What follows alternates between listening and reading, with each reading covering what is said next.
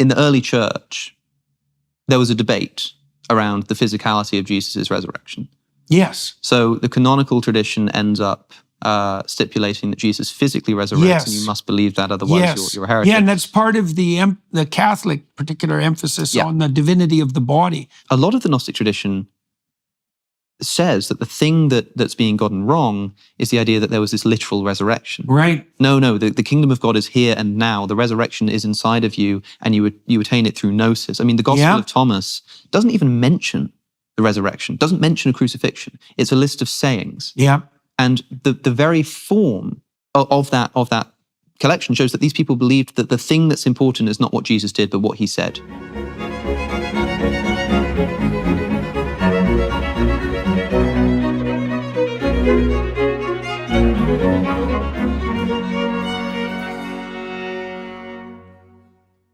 So I'm here today speaking with Alex O'Connor, who's flown in from London. I'm in LA. He's known also as Cosmic Skeptic, and he runs a podcast Within Reason. And so you can subscribe to and listen to that podcast, watch it on YouTube. Alex was recommended to me by a friend of mine, John Vervaeke, who was a professor along with me at the University of Toronto. I've done a lot of different public events with John, many conversations. And Alex has interviewed many of the people that I'm interested in, including Richard Dawkins, and he is very interested in religious matters, although he's not a Christian. And we believed jointly that it would be useful for us to meet and to hash out our differences in viewpoint and similarities and see if we could get together and move together somewhere valuable and enlightening. And so that's what we're trying to do. That's what we try to do with the conversation. It focuses mostly on the nature of belief, I suppose. That's probably the easiest way to sum it up. What it means to believe something, what it means to have a religious belief, what it means to be committed to a belief. We talk a fair bit about the distinction between, let's say, the distinction between fact and fiction, and the idea that fact reflects the real, but so does fiction. And so, welcome to the discussion of all that. So, first of all, thank you for coming here. It's a long way from London. We're in LA, and so that's a long ways. And so, and insofar as you're going to disagree with me, I'm pleased that you're exhausted from the flight, because that'll slow you down and that'll be helpful. So anyways, seriously, thank you for coming. And of course. So let's start with this, Cosmic Skeptic. Right, okay, so how do you come up with the name, and why the conjunction, and what do you think the advantage is, if any, in relationship to the emphasis on skepticism? I'll give you the official and the unofficial story. The official story is that cosmic sort of implies universe, space, big thinking. And skeptic sort of situates me within a tradition of people who are interested in interrogating their beliefs to their sort of fundamental grounding, insofar as that's possible. And skeptic is spelt with a K, because most of my listeners are American. The unofficial answer is that when I was younger, I knew a guy who was a musician and started a SoundCloud account with the word cosmic in it. And I thought, hey, that sounds like a cool word. And I was starting a YouTube channel and wanted something that sounded cool. And I thought skeptic sounded cool next to it. And I spelled it with a K because I got it wrong.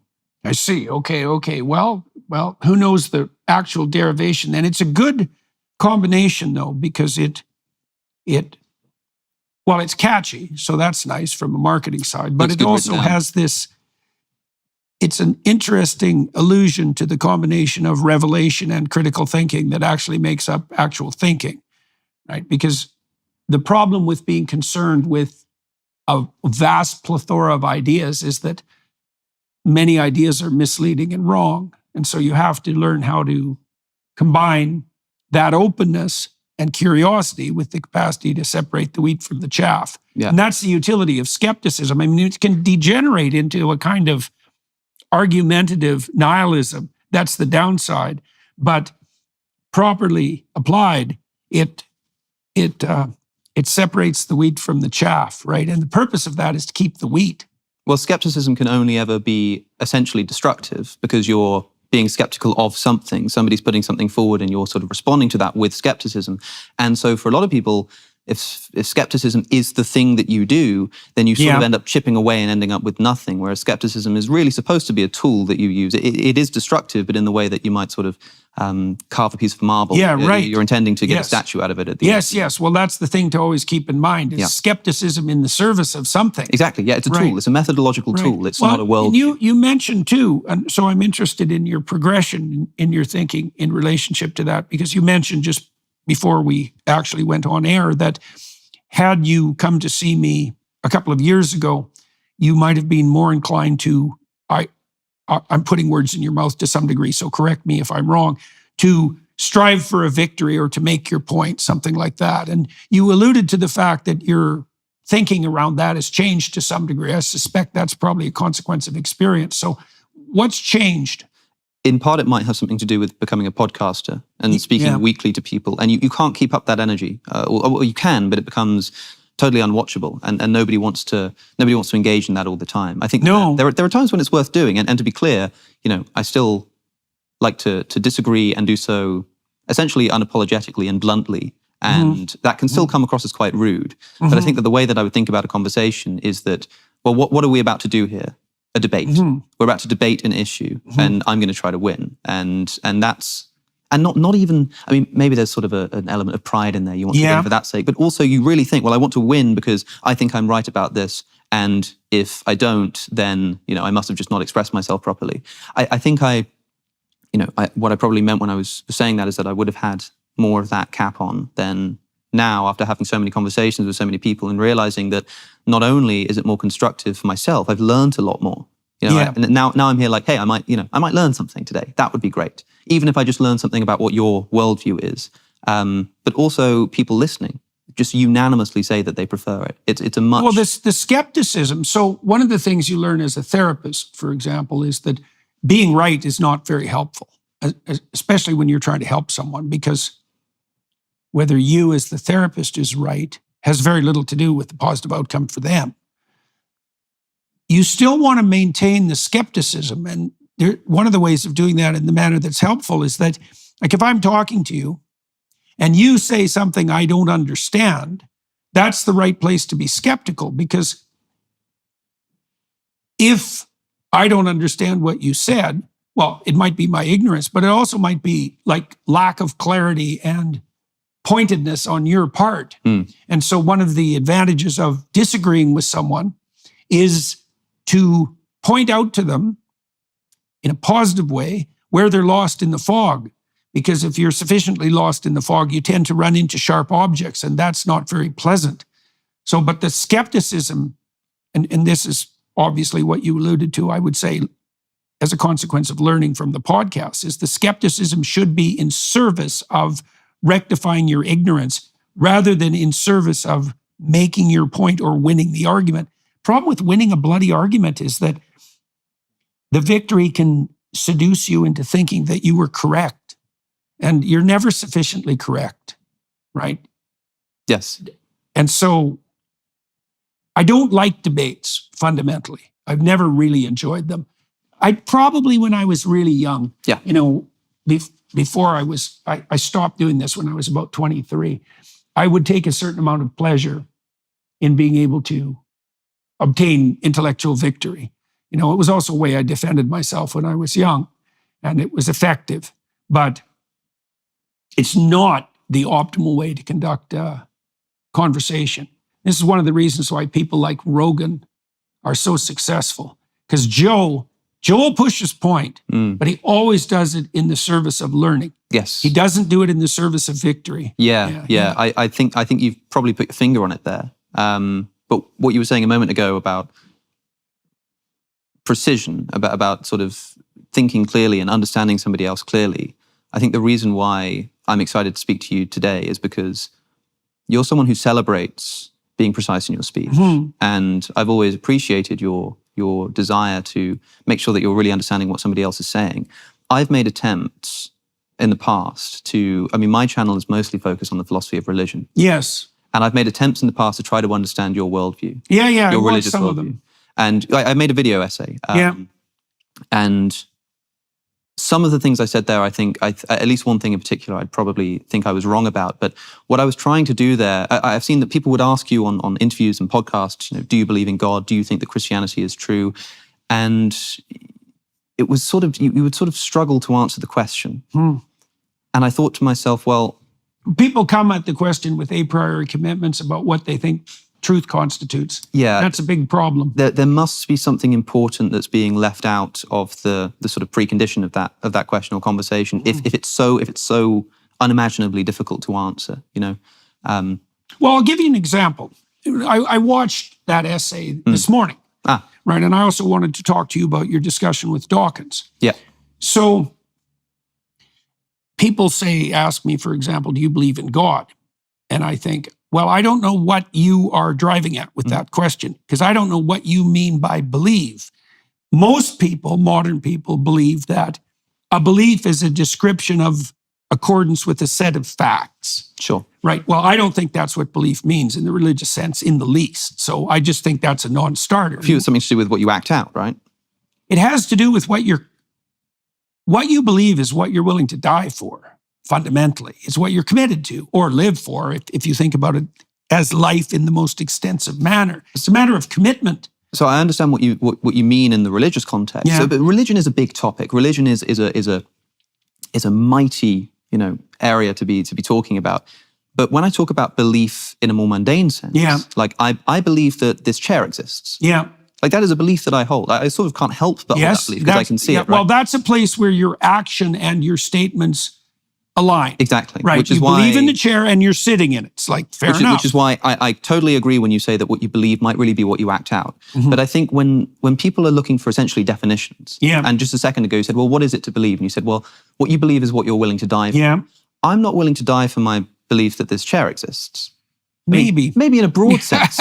If not believing, that the chair existed required me to sort of give up my trust in my sense data, right, then I might literally die by accident by sort of walking off a cliff because I don't trust my eyes anymore. So it's also not something that you're likely to forego given your role, let's say, as a rational skeptic. That's right. Seriously, like it's a commitment that you've made to a certain view of reality. But you understand surely that when somebody asks, do you believe in God? Although they're asking the sort of subject of the belief is a much more grand entity, the word belief itself, for them, at least in their question, even if you think it's an inappropriate question, they mean something much more mundane. They mean like you believe in the existence it's hard to know. It's hard to know what people mean. Like one of the things I've noticed, for example, is there are no shortage of Christian trolls, right? I mean, there are atheist trolls and there's engineering trolls. There's lots of trolls, but there are Christian trolls. And the Christian trolls, when they ask that question, and it's often the Christian trolls who ask that question, what they mean is, are you in my club? Exactly. Right. Yeah. And my answer is, I'm not even sure you know what club you're in. So there's a trap in the question, which I don't appreciate because I don't like questions that have traps in them. Yes. Now, not everybody who's asking that question has a trap, but many people do. And so I find that off-putting, let's say, because it's manipulative.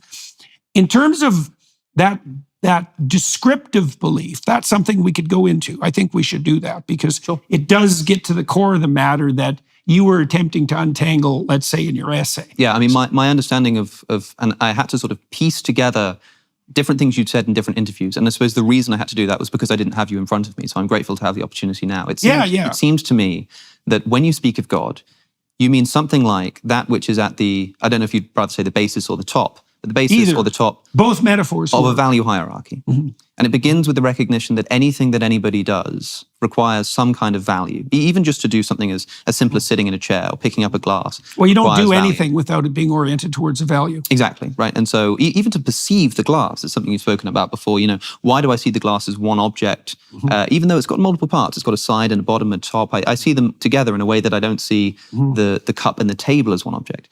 Well, you said before, it's because I can grip it. It's sort of functional. It's because I can use this cup. And the reason that I see it in that way is because I can then drink from it. And the reason that I want to do that is because I sort of value my health. And there's sort of a value regress that goes on. Always. And more broadly, this comes out in the question of like, why are you writing an essay? To get a good grade? Or why do you want a good grade? To get a good job? Why do you want a good job? To get money? And you keep going back and back. It has to terminate somewhere. That's right. Because otherwise there would be nothing to sort of lend that value. Well, otherwise you'd always be in an infinite regress. Further down. Right? You just die of or questioning. It would be infinite. Yeah, you literally, it's the kind of regress in which the value that you have for A actually borrows the value from B. You don't value A at all without B. So it doesn't get it without B. And B doesn't get it without C. And C doesn't get it without D. So if that went on infinitely, there's nothing to give the entire sequence value in the first place. Right. And so there's got to be something at the basis here. And then you said, at least on one occasion, that we'll call that place, whatever's at the top there, we'll call it the divine place. Yeah, and you said we'll make that a matter of definition. Yeah. Now, I'm fine with this. Yeah. But it seems to me that what you're doing is you're giving a definition of God that makes him partial definition, or makes it him, whatever, unavoidably exist, and also makes it a quite different entity to the entity described by a great deal of, for instance, your Christian listeners, who will say that God is not the basis of a value hierarchy. God is an omnipotent, omniscient, agential being with consciousness that intentionally brings about human beings and sent down a physical man to sacrifice his life in order to save us from our sins. Now, that means that when someone asks you, does God exist? And you say, well, look, I think that's almost an inappropriate question. At times you sort of imply that you don't even believe in atheists because you sort of act as if you believe in God. If what you mean by God is just... Well, Dawkins himself admitted he was a cultural Christian. That's another matter, because that's much more specific. I mean, that's cultural Christianity, right? This is just... But it's a reflection of the same problem. But when a Christian says to you, I'm being very clear that that's what I mean by God. I don't know if you do believe in the omniscient, omnipotent, agential being, but if you start talking about the inevitability of believing in some basis of a value hierarchy... Well, it's not so obvious. You're talking about something different. It's not so obvious from the traditional Judeo-Christian perspective that God is properly conceptualized as a being. That's probably right too. So it's tricky, right? Because one of the ways that you can approach God traditionally is in relationship to a being, but that's a veil. So why do I say that? Okay, so let's speak about it religiously first, and then we can speak about it conceptually. So there's a tremendous insistence in the Judeo-Christian tradition that God is outside of the categorical structure, right? Like seriously outside. Elijah, the prophet, establishes that God is not in nature. He's not in the earthquake. He's not in the conflagration. He's not in the storm, right? So that doesn't mean that nature doesn't speak of God, but it does mean that whatever God is not in the natural world. Okay, now we can extend that. Not bound by time, not bound by space. Well, does that make God a material object? Because when people say, is God real, which is a variant of the question, do you believe in God? It's like, well, God's immaterial and outside of time and space. So if your definition of real is material things in the domain of time and space, then we're not talking about the same thing. Now, usually people approach that question of belief with some materialistic framework like that in mind, even if they don't know it. Yes. The Christians, let's say, who put this question forward in the hope of getting the answer they want to hear, are materialistic and Enlightenment minds, even though they don't know it, because they have an implicit definition of what constitutes real. Is God real? It's like, no, God's hyper real. That's not the same thing. I think that the physicality of God is an interesting question. Yeah. In the Old Testament tradition, it seems to evolve as far as I can see. If you look at some of the earlier descriptions of God, you've got a God who walks through the Garden of Eden. Yeah. You've got a God who has a council of angels and the accuser. You have a sort of, it's being at least conceptualized as a much more physical being. And as time goes on, God becomes less localized. And I've heard a lot of theories as to why that's the case. I've just done an episode on my own show. Yeah, I'm not sure that's true exactly. I don't think there's a clear historical progression like that. There is a constant tension between God as ineffable and then God as manifest in a manner that's comprehensible, right? And so Mircea Eliade had mapped the consequences of this out to some degree. So he was very interested in Nietzsche's proposition that God had died. Most people, including Nietzsche, regarded that as like a unique historical event. there was a religious tradition. The Enlightenment arose. In consequence, we became skeptical about God. And in 1850, the philosophers decided that he was no longer necessary or real. But Eliade, who is a brilliant historian of religions, has noted that this has happened many, many times, that God has vanished, disappeared. And one of his explanations for that is that a God that's too ineffable, so that's completely outside of the categories of time and space, let's say, and who doesn't make himself present as a being, who doesn't have a heavenly council, who has no hierarchy between the pinnacle and earth itself, tends to float off into space. It becomes so abstract that you can't have a relationship with him, and then he disappears. In many ways, this is what Christianity provides with the New Testament and the figure of Jesus. And that's why I think for a lot of Christians, the more important question for you and the question that they're interested in, and you're quite right that a lot of people are like, I want to get you on my team. Yeah. I have no dog in this fight. I'm not a Christian. Yeah. But I know that a lot of Christians are frustrated when they begin asking about Jesus, who's a much more physical entity. Right? It's a real human being. It's someone of flesh and blood. It's someone who's physically crucified by the Romans. It's a very different question. It's a very different question. And then is seen as a physical entity, at least according to the canonical tradition, by his disciples after he died. Yeah. So when somebody asks you, do you believe that happened? And when I've seen you ask about that question, you tend to still speak in terms of the psychological and the mythological. I think the frustration is that, as you've just said, these are I two don't different mind conversations, frustrating right? Christians in that regard either, because the truth of the matter is, with regard to the gospel accounts, that the mythological and the historical are inextricably cross-contaminated. Sure. There's no pulling out the historical Jesus, right? That's a non-starter. And why that is, I don't know. It's very mysterious. It's very hard to understand, as are the, let's say, the accounts of the resurrection. Okay, so what do I think about that? Well, I think that denying the historical reality of Christ I think that's just a fool's errand. I don't know why anybody would bother with it. So a man exists called Jesus. We have that much. Now, there's a claim that is attributed to Christ that he is the embodiment or the incarnation, the fulfillment, let's say, of the prophet and the laws. Yes. I think that's true. Yeah. What does that mean?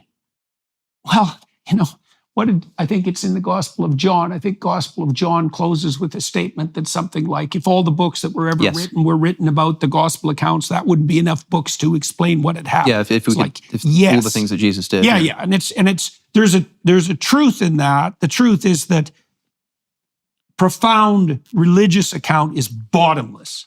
And the biblical representations are like that. There's no limit to the amount of investigation they can bear, not least because the text itself is deeply cross-referenced. So there's an innumerable number of paths through it. It's like a chessboard.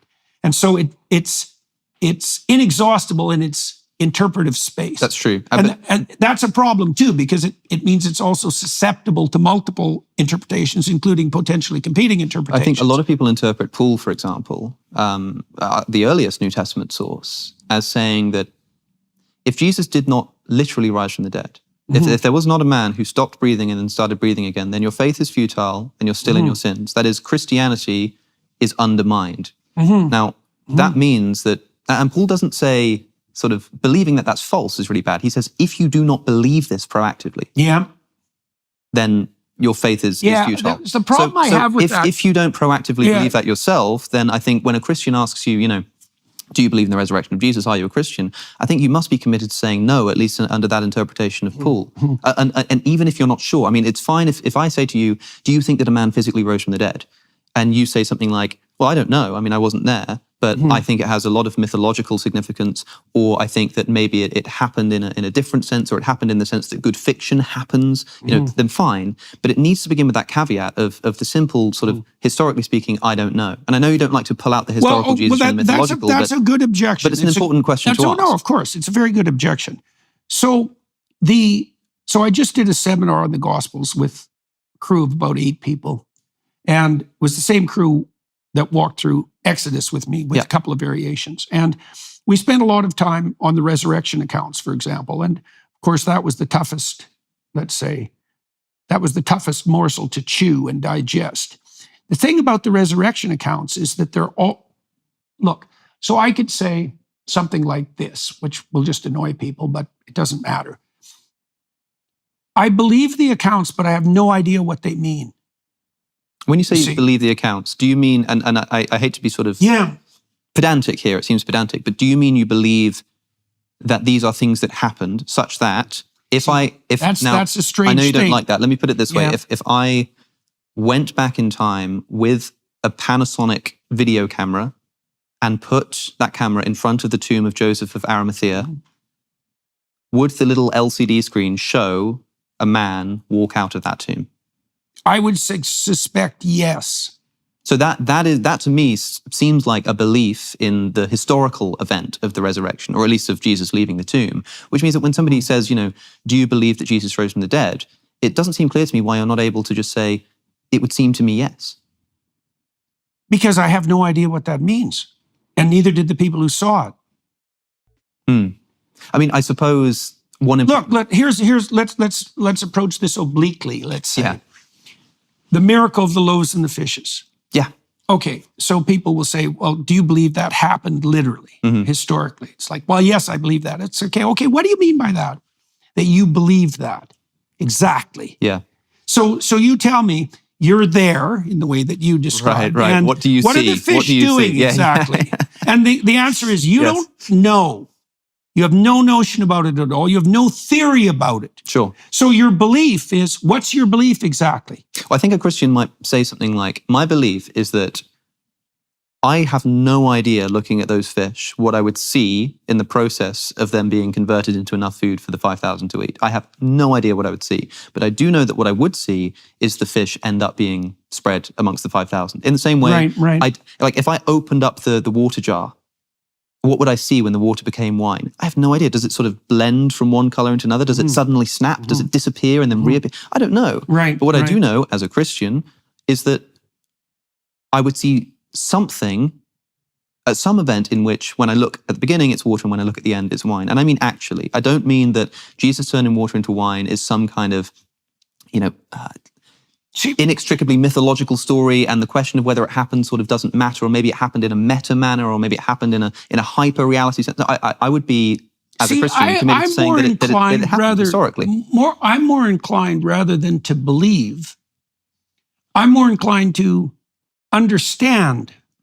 And then when I hit the limits of my understanding, I think, I don't understand that. Now, do I believe it or not believe it? I think often, especially with regards to biblical matters, let's say, I have a suspension of belief and disbelief. Yeah, and that's fine too. I think part of the reason that I've been able to be an effective interpreter of the biblical texts and a relatively scientific interpreter is because I approach the texts with respect, the same respect that I would approach a lab animal. It's like, I don't know what this is. Like, I seriously don't know. And I'm not going to come at it with axiomatic assumptions that are unquestionable. I'm going to try to see what's right in front of my eyes. I'm going to try to see what mystery reveals itself if I take this phenomenon seriously. This is one of the things that I find puzzling, for example, about Dawkins, because Dawkins formulated the idea of meme, which is, by the way, the same idea as archetype. It's exactly the same idea, except he just stopped. It's like, okay, there are memes, they're selected for. Okay, selected on what basis exactly? Does that mean there's a hierarchy of memes? Are the memes more likely, are the memes that are conserved more likely to be, what would you say, viable organisms? And if they're viable organisms, are they microcosms? This is really interesting in terms of the survivability, because there's a point, I've spoken to Richard Dawkins, well, a number of times, but twice on my podcast. And the second time, somebody pointed out to me that there might be a point of agreement between you two that has been overlooked, which is that, I don't know if you've ever come across the evolutionary argument against naturalism, or the argument from reason, the idea that if you're a materialist, you can't trust your reasonable faculties. So Alvin Plantinga formulated this very well, very, very geniusly, I think, in saying that if you believe that evolution by natural selection happens materially, what does natural selection select for? Survivability. So if you're a materialist, that means that the very rational faculty that you're using right now evolved not to be sensitive to truth, but to Yeah. survivability. Yes, that's And right. if that's the case, well, Definitely. why do you believe in the truth of evolution? Well, because you've been rationally convinced of it. But the thing that you've just assented to, the belief itself has just undercut the Yes. process by which you came to that Look, belief. there's right? a whole, the New England pragmatists figured this out in like 1880. Yeah, now I think this is a fascinating. I think it really is just a. It is. It's exciting. It's a novel. That's for it's sure. brilliant. And That's so for sure. I asked, It's actually a point where Darwin and Newton do not come together. how do you mean? Well, the Darwinian definition of true and the Newtonian definition of true exactly are right. not the So same here's thing. the thing. Here's the thing. You had a conversation with Sam Harris. Yeah. You've had a number, but one of them, I don't think it was a live event. I think it was before that. You're talking about truth. Yeah, and that you're was a you're very trying awkward second talk I had with him. I was extremely ill. It was. Do you know? It was awkward to listen to because it felt very much like. And I remember at the time thinking, what is this Jordan Peterson talking about? Like truth is like Darwinian. Truth is about like survivability. What do you mean? Truth is true the way an arrow flies. Yeah, right. And now I asked Richard Dawkins about the evolutionary argument against naturalism. Yeah. I said, well, how can you know that what you believe is true? And he said, because believing true things makes me more likely to survive. Hey, I watch where you go with that. I didn't catch it at the time, but I thought to myself afterwards, it was one of my commenters on Patreon actually had mentioned this. He was listening to Richard, and I said, but okay, maybe, but sometimes it's at least possible that something that's false helps you to survive. The rustling in the bushes, believing that that's a lion every time or a tiger, even if it's not, that helps you to survive because that one time that it is, you're still going to run away. And it costs you nothing to run away when it's not a tiger. So believing it's a tiger, even when it's not, is going to help you to survive. That's why we have a negativity bias. Yeah. And Dawkins says, well, yeah, of course, there are some circumstances where believing something false could be beneficial to survival. And I said, well, how do you know that 2 + 2 = 4 is not one of those? And it seemed as though he was just saying that believing that would not be advantageous to our survival, which might well be true. But if that's the case, then suddenly I'm listening to what you're saying about truth being more sort of Darwinian and related to survivability. And I think maybe you two would agree there. And then I think, well, why is it that when you sit down with Richard Dawkins, you find it difficult to have a conversation with each other?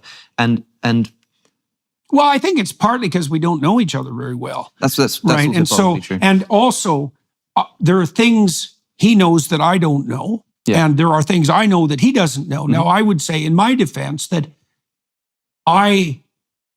what would you say? I'm more of aware of the things he knows that I don't know than he is of the things I know that he doesn't know, right? So, for example, as far as I can tell, Dawkins doesn't know anything about the Jungian tradition of literary interpretation. And that actually, if you're going to talk about religion, that's actually a fatal flaw, right? So, and, he's called me, for example, drunk on symbols. It's like, well, the imagination is a biological function.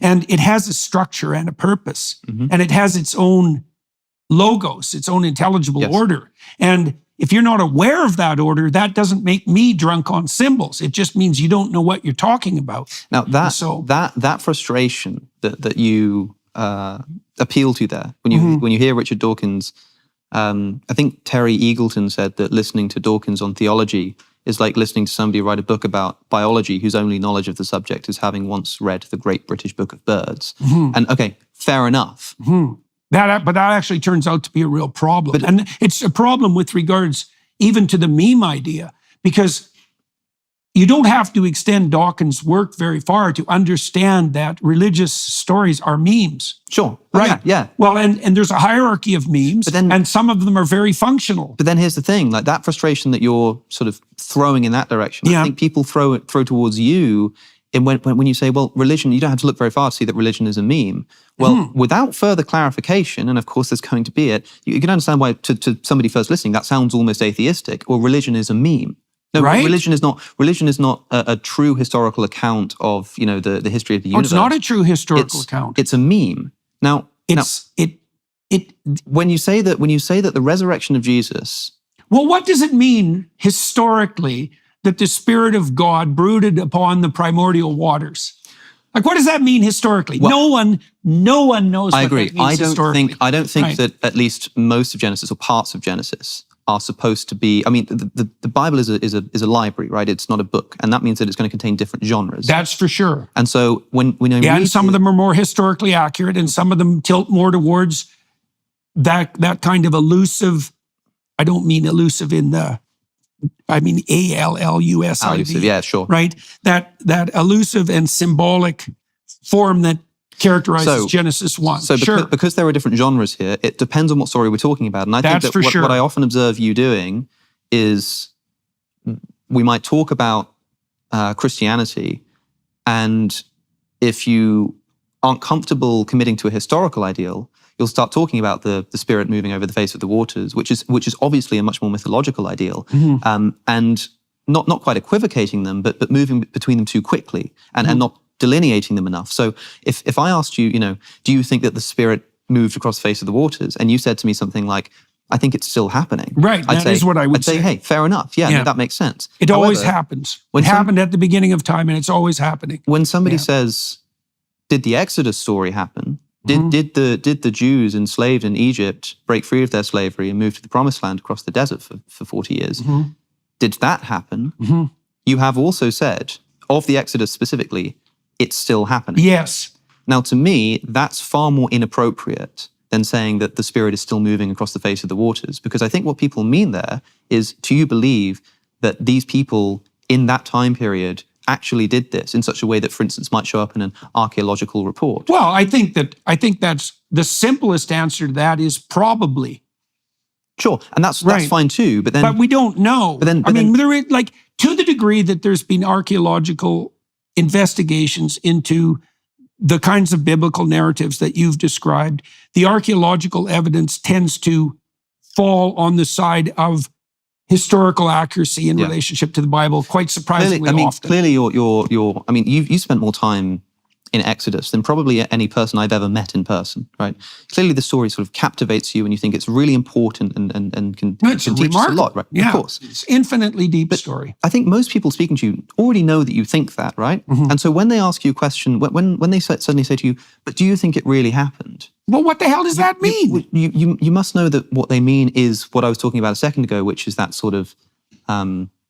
What? Okay, so fine. So it's easy just to turn this around. It's like, okay, what exactly happened in your historical account when Moses encountered the burning bush? I don't need to know exactly what happened. What I need to know is I'm not asking you specifically I know. Or attacking you for that. What I need to know is that if I sort of went to the Egyptian desert at sort of the time that this story is alleged to have taken place in history, would I see a mass movement of Israelites from Egypt into the Promised Land? Would I see people with feet walking through the desert, leaving footprints? Well, let's take it apart rationally. So, but you also understand that when someone's asking that, and you even if you don't like the question, you must understand what someone's asking. Oh yes, and if that's the case, understand many of the things that they're doing simultaneously. Then you must also understand that when you then say it's still happening, people just go, "What are you talking about?"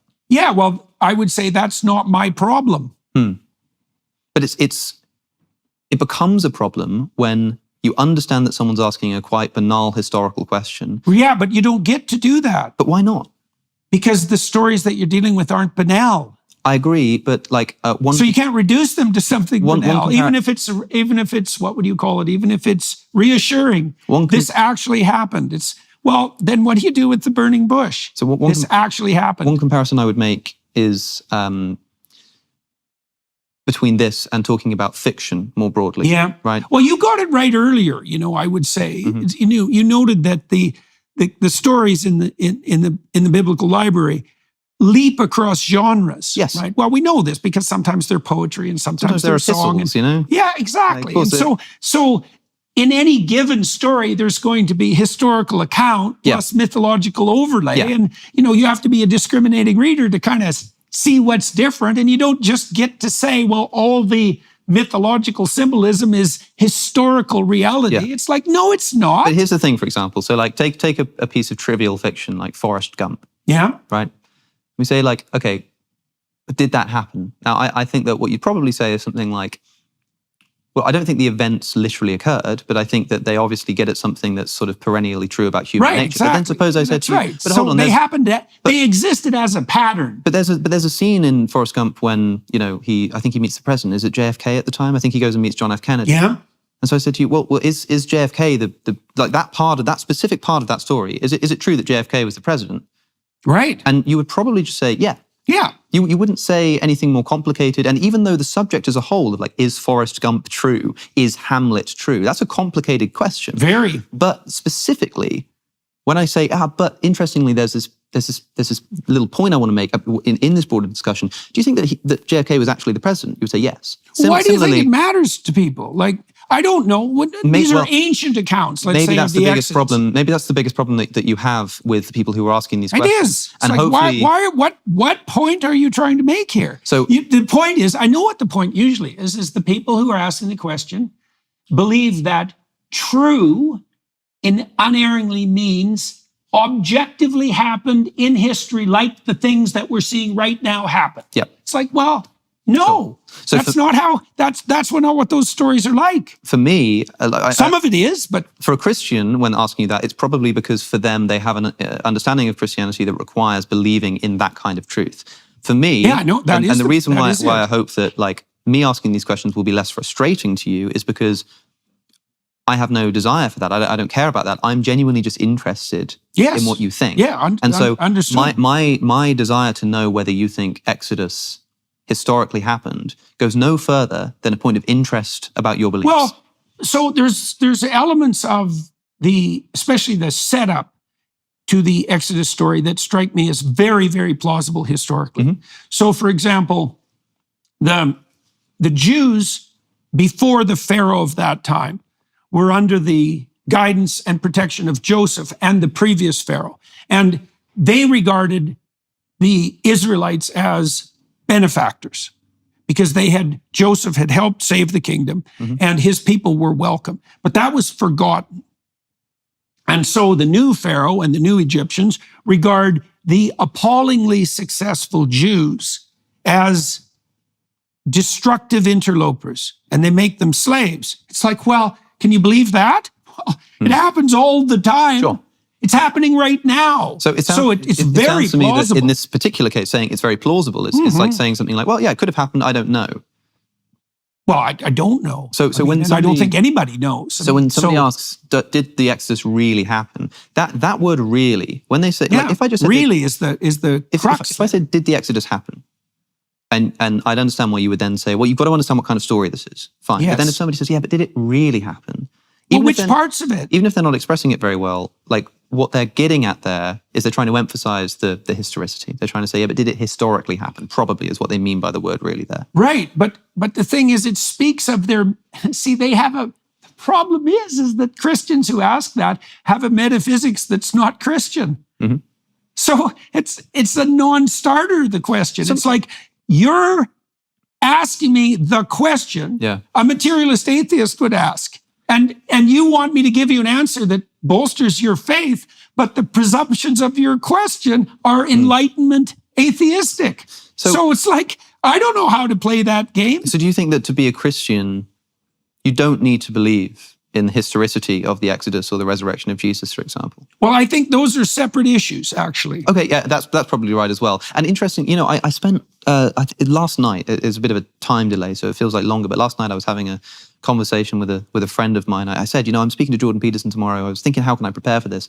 And we ended up, my friend Sheehan's his name, we ended up having a conversation about whether Hamlet is a real person, right? And that was probably better preparation than anything else I could have done. Yeah, what I realized that's a good question. So take, if somebody asks, was Hamlet a real person? Sort of naively, I say, have you heard of the story Hamlet? Oh no, is that a real person? Right. I would say no.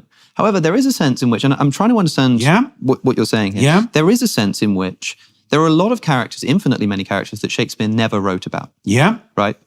Those characters seem to exist less than Hamlet does. Yeah. Even if Hamlet exists less than Jordan Peterson, Alex O'Connor do in the Hamlet might exist world, right? more than me and you. Well, okay.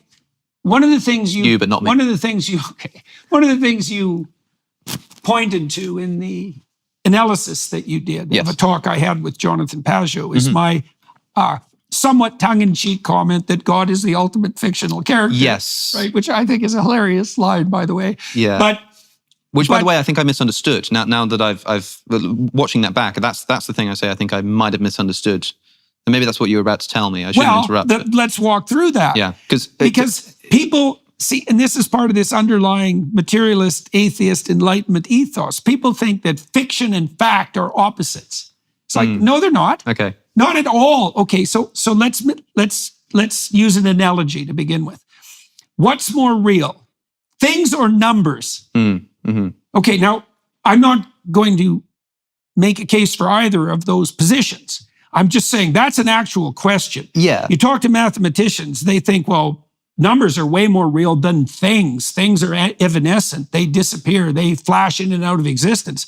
Numbers are permanent. Yeah. And then you could think about it biologically. It's like, well, how useful is numeracy to survival? Yeah. Like very, right? When you become numerate, you're powerful in a way that the mere grip you have on the individual facts doesn't afford at all. So there are forms of abstraction that are clearly more real than the things from which they're abstracted, or at least as real. I would say more real because they're so powerful. Well, fiction is an abstraction. Sure. Right? And so did Hamlet exist? It's like Hamlet is the pattern of character that existed in multiple people over a very long period of time. And so Hamlet is an abstraction, like Raskolnikov in Crime and Punishment. Did Raskolnikov exist? It's like Raskolnikov existed in the soul of every Russian from like 1850 to 1990. Sure. Right. And so is it real? It's like, it's hyper real. Yeah. Fiction is hyper real. It's a meta truth, as you put it in that podcast. Now, is that real? Well, when someone says, is that, if they've listened to what you've just said and understood it, then if they still ask the question, but is it real? You must understand that what they mean is like, did Alyona Ivanovna get hit in the head with an axe? Right. Like, yes or no, did that happen? Right. And again, you could still resort to saying, it happened in the heart of every Russian who's ever thought about killing their mother-in-law. I would say no to that specific But no, question. right? No is the answer. And yeah. so, and we can say no with confidence because we know that Dostoevsky sort of thought this up. Yeah. With something like the Egyptians walking through the desert, we can't as confidently say something like, no, that didn't happen. But we'd have to be more humble in saying something like, I don't know. But the comparison I made in this video, I put two questions side by side. You were asked by Douglas Murray, did Raskolnikov exist? And you say, well, I think that the events literally didn't happen, but that kind of misses something and there's something more to talk about. And then you're asked, the pattern is extremely real. Sure.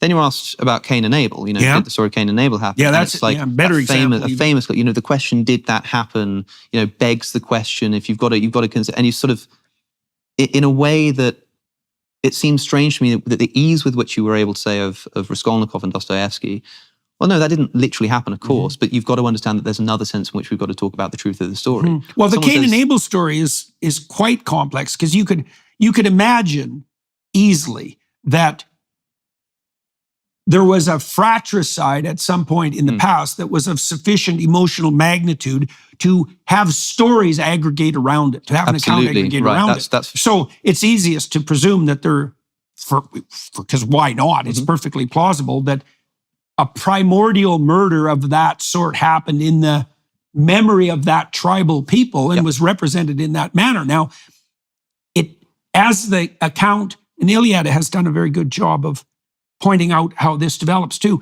You could think of Iliad's work on the mythologization of stories as an extension of Dawkins' idea of the meme, because Iliad discusses in great detail how an account mutates to, what would you say, to be maximally memorable across time. So it mutates. You can take, there is a core that's true, let's say in the narrow historical sense, but the account mutates to be optimally adapted to the structure of memory that characterizes the human psyche. And that comes out in the story, like the story of Cain and Abel. Right. And you get a maximally memorable story. Now, that's a meme. Is it true?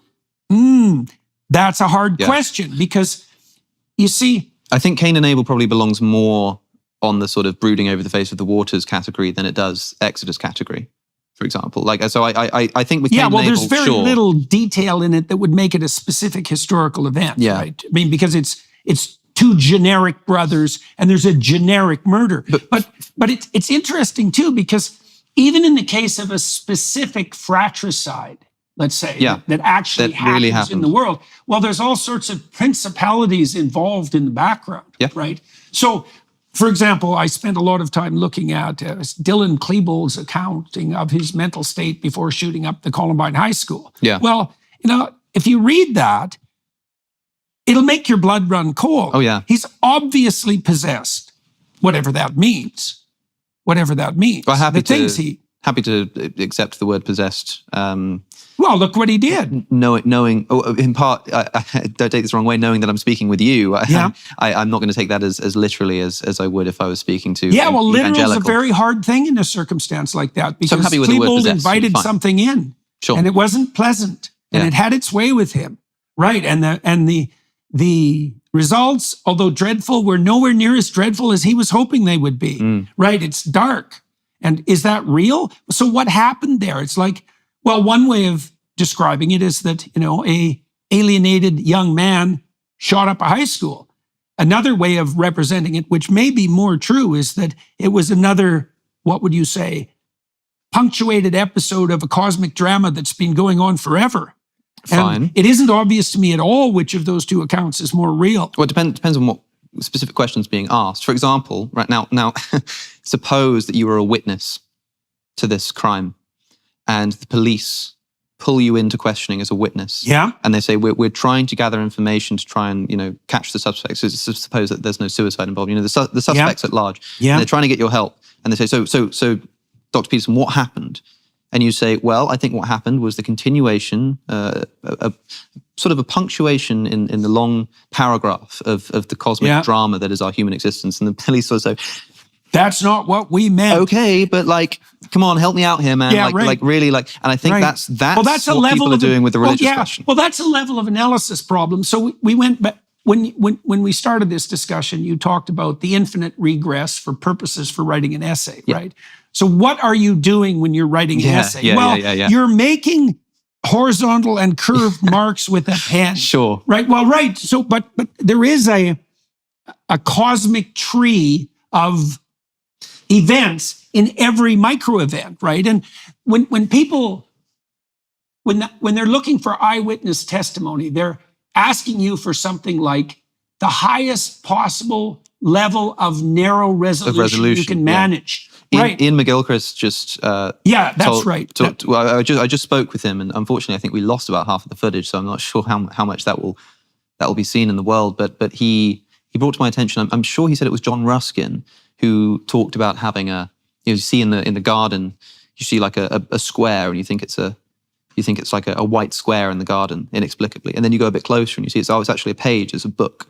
And then you look a bit closer and you see it's got words on it. And then you see a microscope and you see actually it's got like ridges. Yeah. And then you go a bit closer and you actually see atoms bumping into each other. And you go a bit closer and you see sort of waves and energy. Yeah, right. And he's sort of like, well, which of those is the real thing you saw? Right. Okay. Well, and the thing is that hierarchy that you just described, this is the cosmic tree of life. This is Yggdrasil. It's like you have got the quantum level and the atomic level and the molecular level and so forth up to the phenomenal level. That's not where it stops. I started to understand this when I was thinking something very peculiar. This is decades ago. I thought people will go to a museum to look at Elvis Presley's guitar. Yeah. It's like, what the hell are they doing? Yeah. So you can imagine that you have a display case and you have Elvis's guitar in it. And now you take that guitar out, let's say it's a mass-produced guitar just for the sake of argument, and you replace it with an identical model from the same year. Yep. Okay, now, is that Elvis's guitar? And people will say, and you can think this is so strange, people would say, well, even if I couldn't tell the difference, I would rather look at Elvis's guitar. Yeah.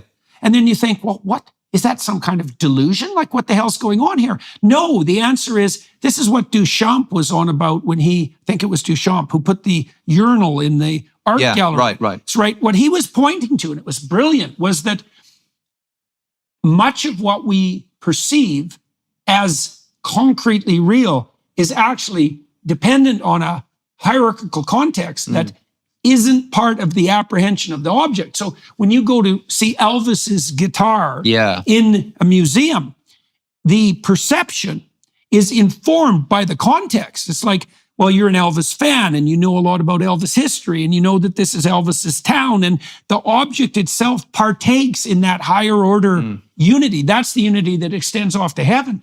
Every object partakes in that embeddedness above. Like for the reductionist types, you'd say, well, what's this made of, right? It's like, well, it's molecules, and then it's atoms, and then it's like quantum, whatever the hell exists down at the quantum level. That's what this is made of. It's like, wait a second, it's on this table. It's in this room. It's of this time. That's all this thing too. Yep. And that's the higher order conceptualization, but it's just as much part of the object. Yeah. And a reductionist view doesn't take that into account, and that's a big problem. I think it's true that, looking at Ruskin's book, piece of paper, it would be silly to always say, well, what's that in the garden over there? Oh, it's a bunch of atoms bumping into each other. Right. That would be ludicrous. Right. Well, that's also, so back to our discussion of Darwinian utility. Yes. It's like, well, it's the wrong level of functional But look, analysis. surely it would also be inappropriate to do the opposite. That is like to always think at a higher resolution than people are obviously sort of practically trying to. So for example, if I was close enough to see, and I was interested in what paper is made of, and I said, well, what is this? And someone said, oh, it's a white square in the garden. Yeah. So, well, that's inappropriate. You've gone too high. It's not helpful. Yeah, you need to focus down, right? So and I feel like where you might criticize the reductionist materialist for going too high narrow, a resolution or too narrow, you go too wide on issues of religious historicity. Well, you want to hit the target squarely, right? And that's hard. So in the Sermon on the Mount, Christ addresses that to some degree. So his injunction for paying attention properly takes local and distal into account simultaneously. He says, okay, this is what you have to do first of all.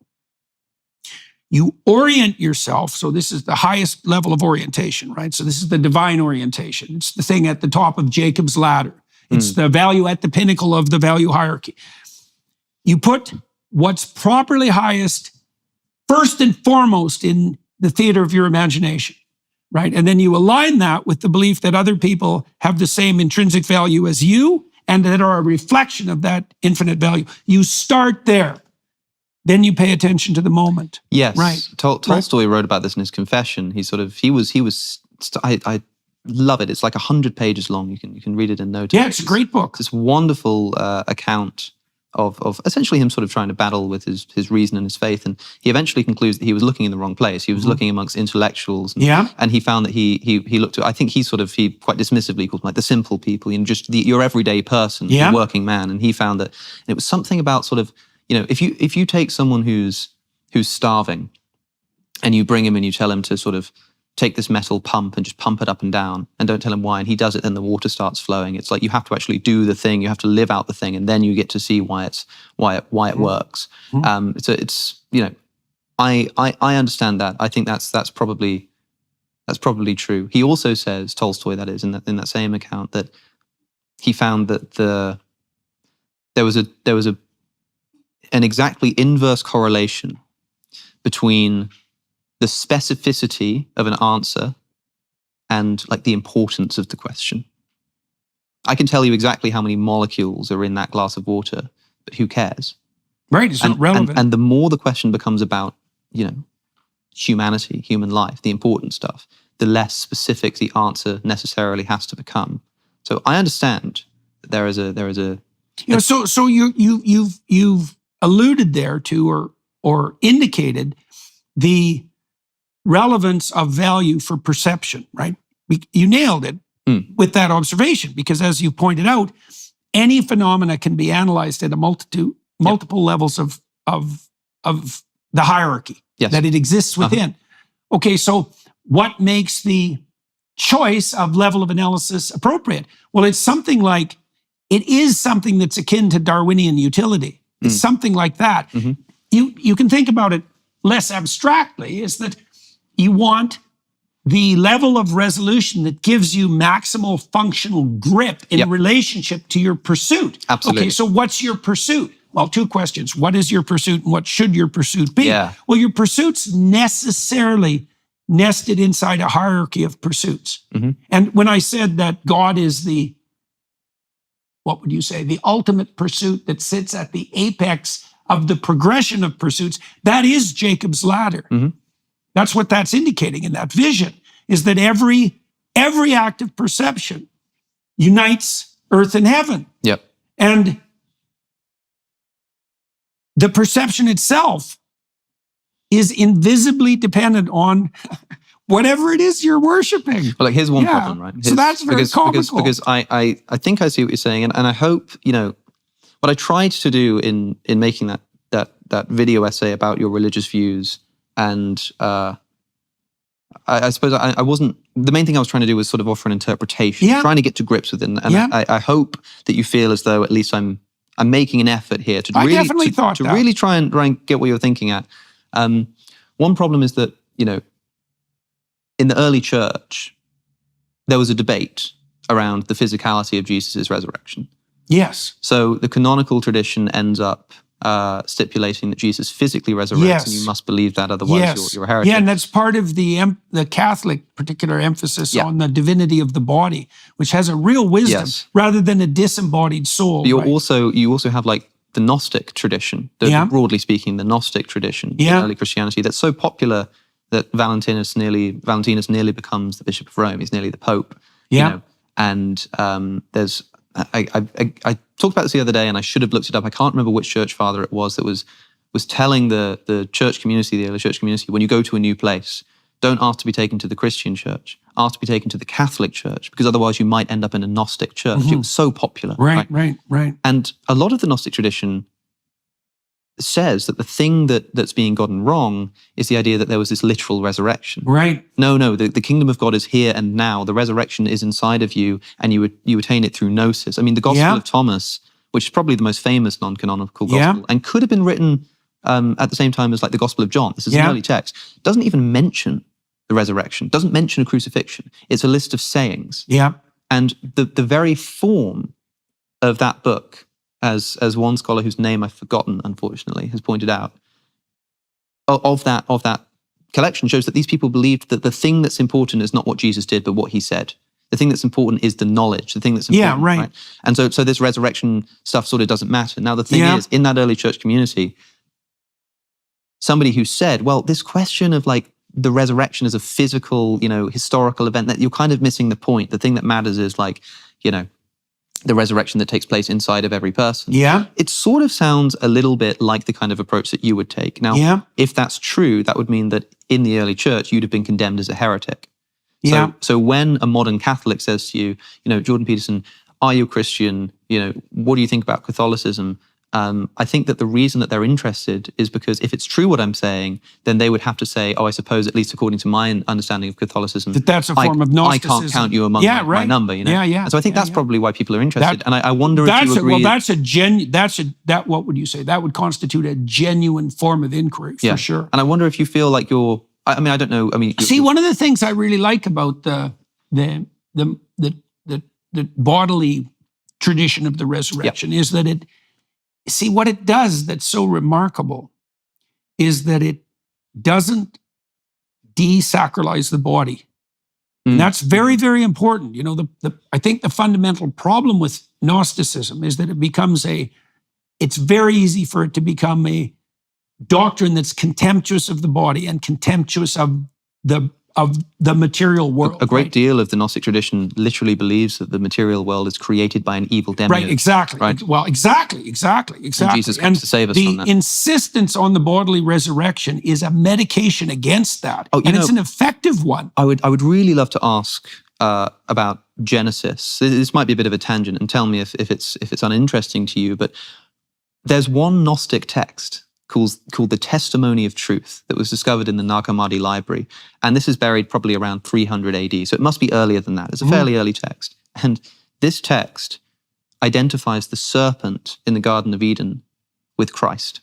And this is fascinating to me because when I read as a leader to illumination. Yes, exactly. Now when I read tradition that makes the serpent a higher god than the original God because he's the agent that calls to conscience. Yeah. Now, of course, the serpent. Yes. Now the serpent is never identified as Satan or the devil except by Christian tradition. It's just the serpent. Now, there's so much interesting about this. When I first read the Genesis, even the classic Christians often regarded the fall as the, what would you say, fateful but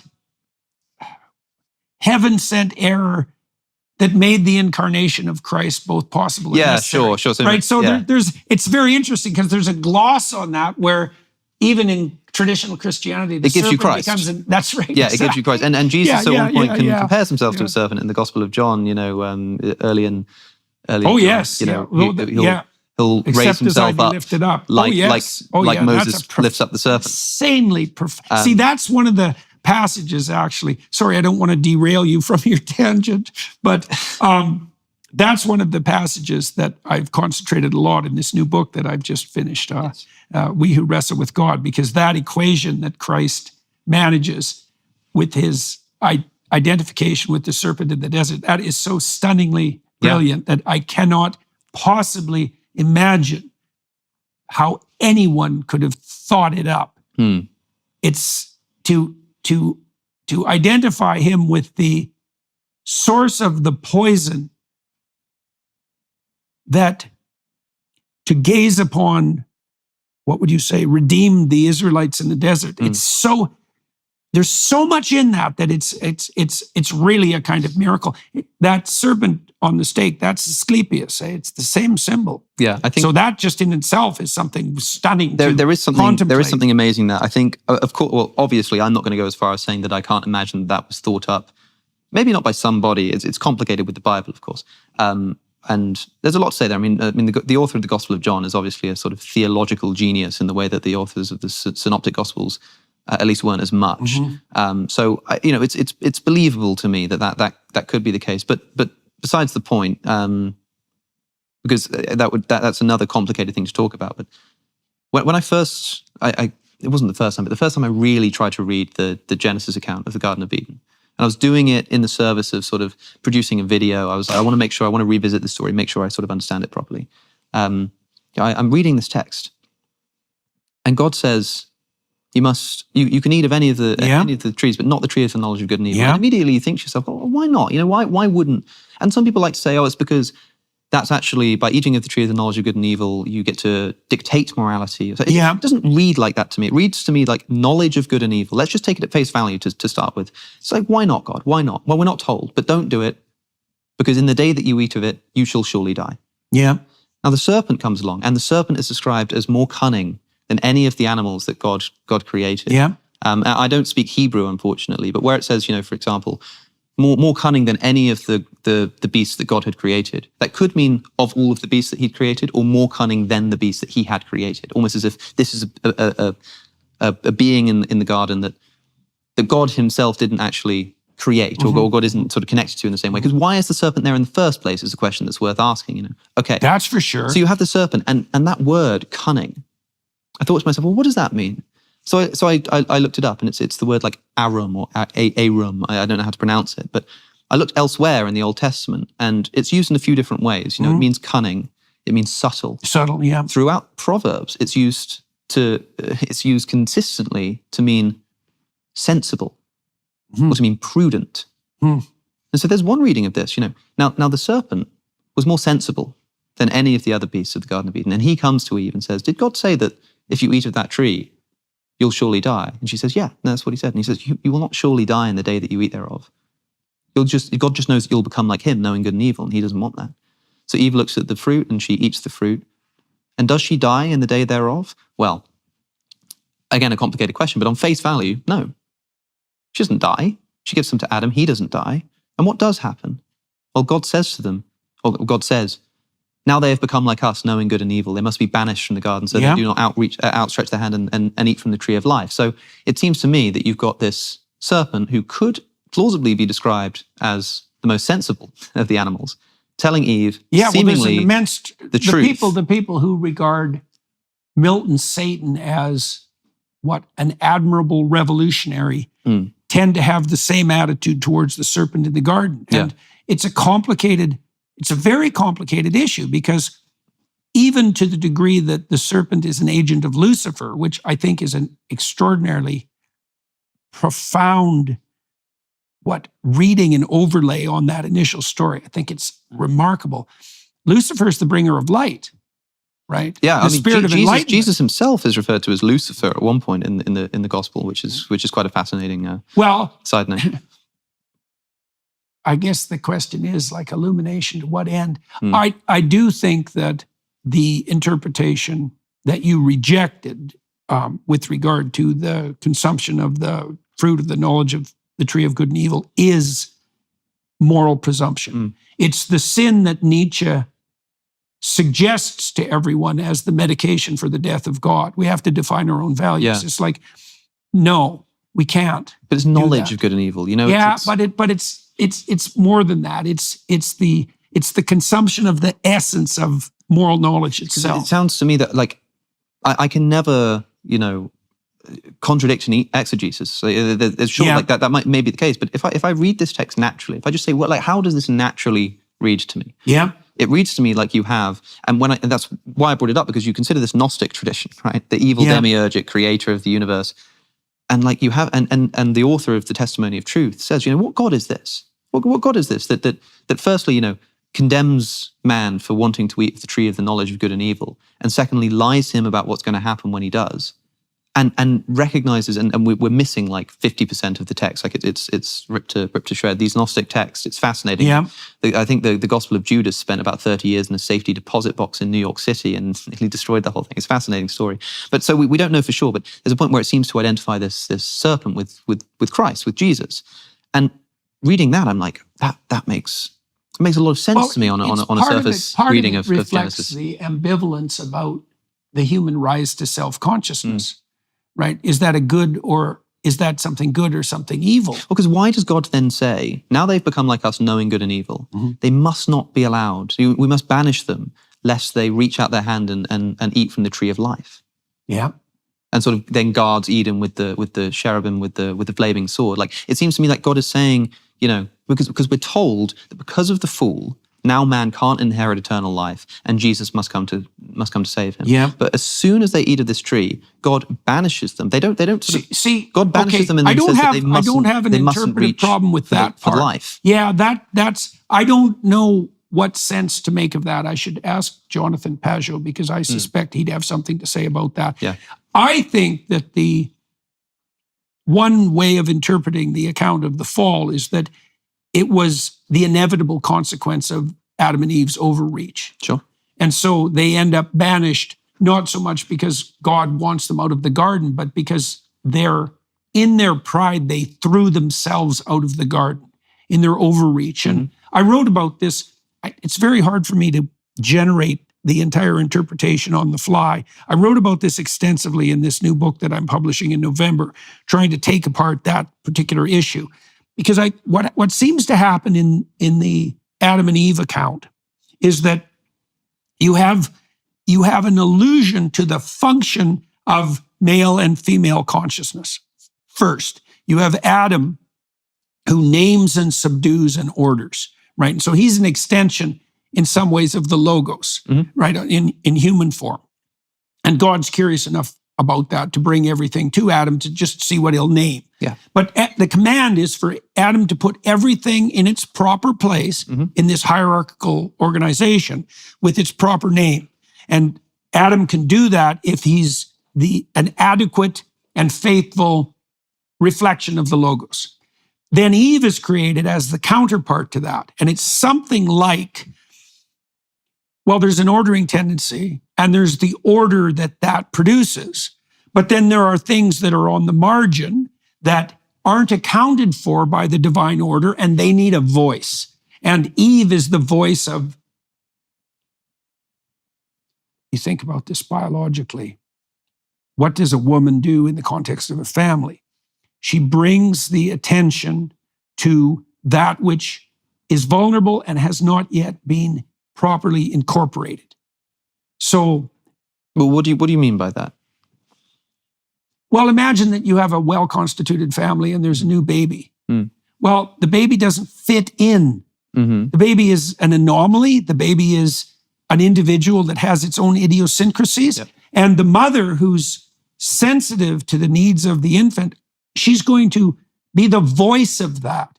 She's going to knock on the door of the ordering principle and say, you need to make some adjustments here so that what can't fit does. It feels, because Yeah, and again, I'm trying to understand what you're saying and trying to be charitable. It does seem to me that this is an unnatural interpolation in that sort of.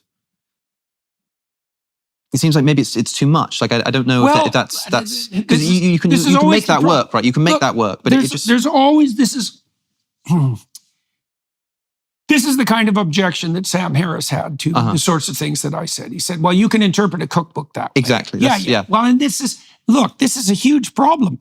This is the problem the postmodernists dangled in front of everyone. It's like, well, what's the canonical interpretation of a text? The answer is no one knows. Yeah. Right. And so does that mean that there's an infinite number of interpretations per text? Yes. Which one's correct? Hey. Now, that problem, I think, to some degree, has actually been technically solved. Well, the large language models do this. Okay. You bet. Right. So I've been talking to one of my colleagues about a new discipline, which is something like computational epistemology. Well, because the large language models track patterns of interrelationships between words. Okay, so when you're trying to interpret something like the story of Adam and Eve, the story is the words, the story is the letters, the story is the words, the story is the phrases, the story is the sentences, and the paragraphs, and the chapters, and the whole biblical corpus, plus the entire bloody culture. And all of that bears on those interpretations. So you say, well, am I overreaching my interpretation in relationship to Adam and Eve? And I would say, well, that's a very difficult question. And it's possible to overreach and it's possible to overinterpret. I mean, specifically with the female in the family. Well, the thing is, though, that there I mean, could any other person, like having not listened to this conversation and not spoken to you, Taoists would know that, but any other person in the world, sort of read the story of Adam and Eve and similarly say, well, I think that this is because Eve is representing what a woman does in a well-oriented family, which has to do with, when you have a child, it's sort of it's an anomaly, it's something new, and it's the woman that brings that. Well, that's Eve. Eve stands for the voice of the serpent. Right? Yeah. The thing that's excluded. That's true, but that's exactly the point. Is that's exactly so? Would someone else come to that conclusion?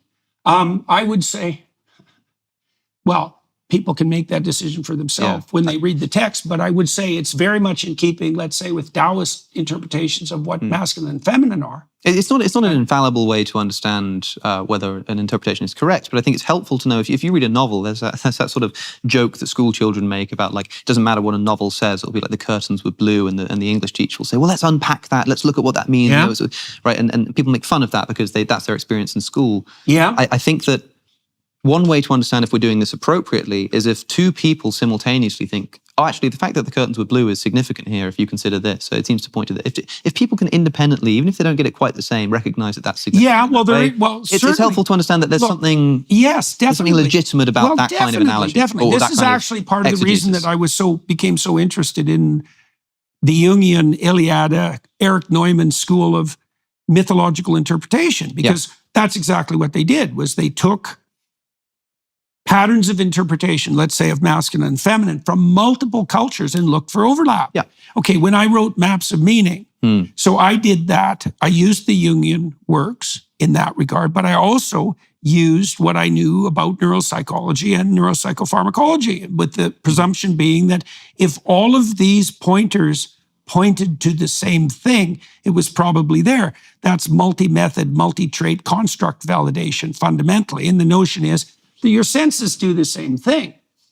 If your eyes and your ears and your sense of smell and your taste and your touch all report the same thing, then you have a reasonable probability of surviving if you assume that it's true. Now, that's not perfect, because the reason we talk is that I don't want to just rely on my own senses, even though there's 5 of them. So I've got a quintangulation happening, which is a pretty decent way of specifying truth. I want to know if your perception shows concordance, right? Sure. We want this converging evidence. Now, it's trickier with textual interpretation. Partly it's trickier too, because mere consensus is not sufficient. You need deep expertise. Okay, so why would I say that? Well, we have these large language models, for example, and they're doing statistical analysis of textual interrelationship at every level, right? Billions of parameters. So the letter conjunctions, the word conjunctions, the phrase conjunctions, the sentence conjunctions, the whole bloody thing. But even they're prone to go astray. And the reason for that is that they're overweighted to the present. So we have the alignment problem as a consequence, which is, well, how do we trust the AI interpretations? Well, the same problem obtains for human beings, the alignment problem. How do we align ourselves? Well, that's what a classical education did. Right, and that was steeping in the ancient texts. Why? Because the ancient texts are distillations of patterns that have existed over thousands of years. And if you know the patterns, you orient yourself properly. And that also makes you immune to... See, the problem with the convergence notion is it can produce a false consensus. All the Nazis agreed. Yeah. Well, that's a problem because they were wrong. Do you think we should be sending ChatGPT to Bible school? Absolutely. Absolutely. Well, I have a colleague, we've been training AI systems on classic texts. They're way more useful. Yeah. I use one all the time. We haven't released it. How is it more useful? Do you like? It's not woke. Seriously, it's not ideologically addled. Right, but surely it is. It's ideologically. It's ideologically controlled and confined, just in a different way. No. I don't think it's ideologically confined. An ideology typical postmodern ideology response. doesn't need to be bad, especially given that, like, as a non-believer in Christianity, I see Christianity as an ideology, right? That's a good objection. This goes back to the point that you made. This goes back to the point you made about people taking the right to themselves to define the moral order, let's say, in the Garden of Eden. Okay, so what's the problem with that? The problem is that the proper interpretation is bounded by the actuality of the cosmic order, right? So it isn't, the postmodernists say, well, it's just one ideology. It's either this one or this one. But then that's all grounded in power, as it turns out. So they've got something at the bloody pinnacle anyways. That philosophy either degenerates into a kind of incoherent nihilism or it turns into a power play. It's like, no, there are canonical interpretations. Well, what are they? Well, that's what's encapsulated in the religious text is canonical interpretations. Okay, why are they canonical? Okay, I'll give you an example. You tell me what you think about this. This is a good rejoinder to Dawkins' selfish gene. Right. Okay, so God is conceptualized in the story of Abraham as the call to adventure. Yeah. Okay, so Abraham is privileged. He's rich. He's in a state of infantile security. He doesn't have to do a damn thing till he's like 70. He has rich parents. He doesn't have to lift a finger. Okay. And then a voice comes to him that says, get the hell away from your zone of comfort. Leave your family, leave your tent, leave your community. Go out in the world. Okay. Well, so what is that? Well, that's the same impulse that drives a child to develop. It's the impulse that drives a man to continue to mature, right? So you can think about it as an instinct if you want, the instinct to growth. Okay, God makes Abraham a deal. It's such a stellar deal. He says, look, if you listen to this voice of adventure, if you commit to it, if you live by its dictates, and you make the proper sacrifices along the way, this is what will happen to you. You'll be a blessing to yourself. Okay, so that's a good deal. That's a nice start, right? So you don't have to be miserable and self-conscious, right? Aware of your own nakedness. You can start to walk with God again. Okay, but more, you'll do that in a way that will ensure your valid reputation. So that's a good deal because you want to have a reputation that's distributed in the social community, obviously. And if it's based on something real, so much the better. Then you're not a charlatan or a fake or a psychopath. Okay, but that's not all. He says, you'll do that in a way that will enable you to establish a permanent dynasty that will cascade down the generations. And that's not all either. You'll do all that in a way that's beneficial to everyone else. So this is so cool because it speaks of, it's something like the tree of life. It speaks of a concordance, right, between the instinct to mature and develop, that calling of adventure, the pathway that actually works best for you, the pathway that works best for you and establishes something permanent in a manner that enhances your reputation, that cascades down the generations. Okay, now Abraham is offered, if he follows this pathway, God says, well, you'll be the father of nations. Okay, so now imagine this. This is contra the selfish gene, let's say. The human pattern of reproduction.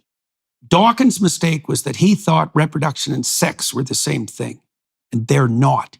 They're not, especially not in the human case, because human beings are high investment, long-term maters, right? Sure. So we have very few offspring and we invest like mad in them.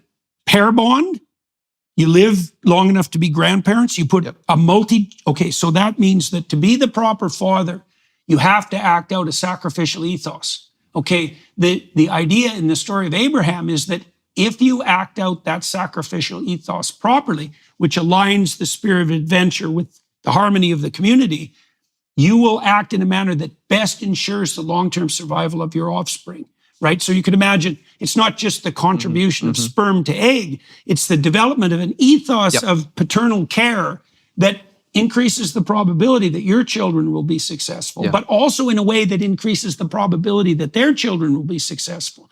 All right, so that's an alignment with a genuine cosmic order. It's not arbitrary. And so there are interpretations, we'll say, they're not just ideologies. They're not just arbitrary interpretations of the way the world lays itself out. They are in harmony with the cosmic order. And that's what makes them deep, sacred, fundamental, and in the truest possible sense. That is the proper rejoinder to the postmodernists. It's like, see, this is why they insist. This is why they're so anti-science in their ethos too. And this is where Sam Harris has got a point, because Harris likes to make a case for objective morality.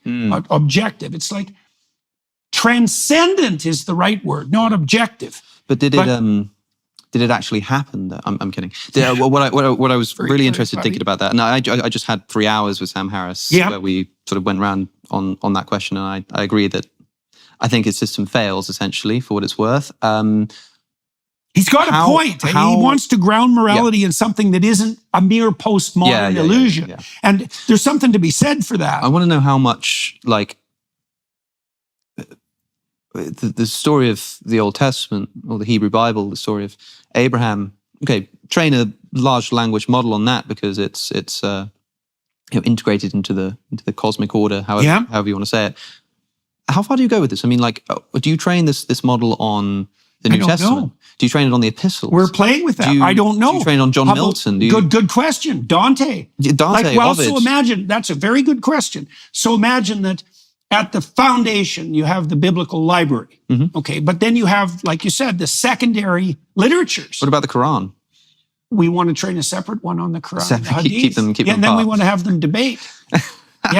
Well, what's really interesting in the case of Islam, because there's an insistence in the Islamic world that the entire epistemology is actually contained in the text and nothing else. I think the mistake that people make in comparative religion between Islam and Christianity is that they think that the Bible in Christianity is what the Quran is in Islam. Right. That's just not the case. In Islam, the word becomes a book, and in Christianity, the word becomes a person. I think Jesus is to Christianity what the Quran is to Islam, right? Absolutely. That's probably... And that's a big difference. I think that's a mistake that people make, partly because, the Quran is infallible. Right. You can't think that any word of the Quran is wrong because it's the literal and altered word of God. Whereas with the Bible, you've got a bit more leeway, say it's mythology, or maybe there's a historical contradiction, but it's not actually that much of a problem. However, if you had Jesus in front of you, you can't contradict him, right? I think that's an important distinction for people to keep in mind.